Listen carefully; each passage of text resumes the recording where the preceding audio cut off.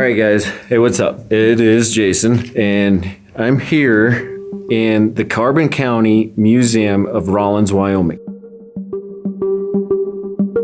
And the reason why I'm here is because I have a very special story to share with you regarding an old Wyoming outlaw. So I had to get special permission to even be in here and film this and show you guys, but here's my take, is this is a very important piece of history. Not only because it's just a crazy story about a Wyoming outlaw, but it is just a very strange part of Wyoming history. And just so you guys know too, what I'm about to show you guys, it's not my property. It is the property of the Carbon County Museum of Rawlins, Wyoming. And it's gonna be very... So like I said, I had to get very, very special permission to show you this. And I'm gonna show it to you real quick, and then I'm gonna tell you the story later on down the...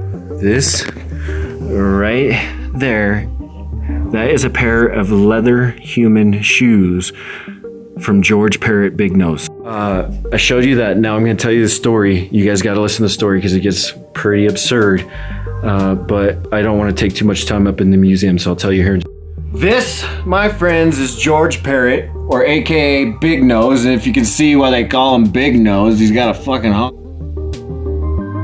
Wyoming for killing a sheriff's deputy. Not only that, he robbed some trains. So Big Nose was captured in Rawlins and then tried to escape the jail by knocking the deputy in the back of the head with his shackles, almost killing him. So the town of Rawlins didn't take too kindly to that. So what they did is formed a lynch mob, broke Big Nose out of jail, and then hung him to his death from a wire pole in the town of Rawlins. Now this is where the story gets a little western. The doctors in the town of Rawlins decided to perform an autopsy on him and cut his brain out for science. They cut his brain out by removing and sawing off the top portion of his skull. The top portion of his skull was actually later used as a doorstop and an ashtray by... Not only that, the doctors decided to skin his chest and thighs and send it to a tannery in Denver where they had hide made from. Now the hide from the thighs and chest were later given back to the doctors, where the doctor had the chest piece made into a pair of shoes and the thighs made into a medical handbag. And I almost forgot to mention, they also had his face removed and made a death mask out of it.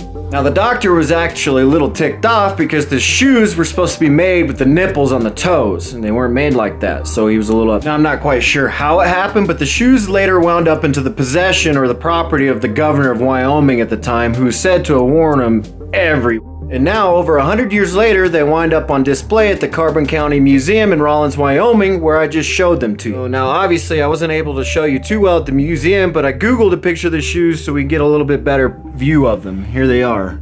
What are those?